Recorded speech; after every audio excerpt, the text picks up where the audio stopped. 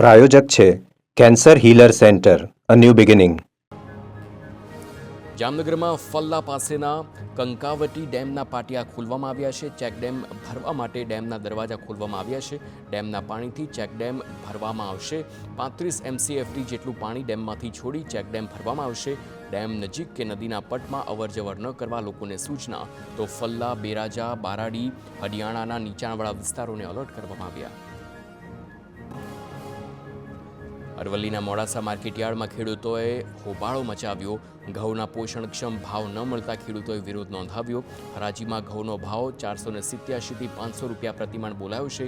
ખેડૂતોએ હરાજી અટકાવી માર્કેટ યાર્ડની જે મુખ્ય દરવાજો બંધ કર્યો છે.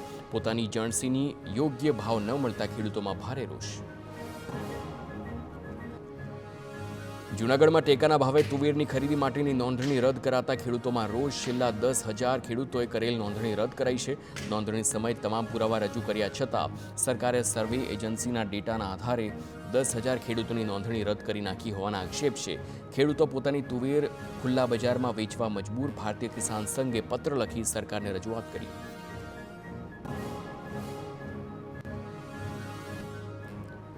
ગાંધીનગરમાં ધરણા પર બેઠેલા રાજ્યભરના પંચાયત લેબ ટેકનિશિયનોએ પડતર પ્રશ્નો અંગે મહારેલીનું આયોજન કર્યું. 7 દિવસથી સત્યાગ્રહ છાવણી પર ઉપવાસ પર બેઠેલા બાદ પણ સરકાર તરફથી હકારાત્મક પ્રતિભાવ નહીં મળતા લેવાયો છે નિર્ણય. આવતીકાલે લેબ ટેકનિશિયનો મહારેલી યોજશે, જેને પગલે રાજ્યમાં લેબ ટેકનિશિયનો દ્વારા થતી કામગીરીને પહોંચશે અસર.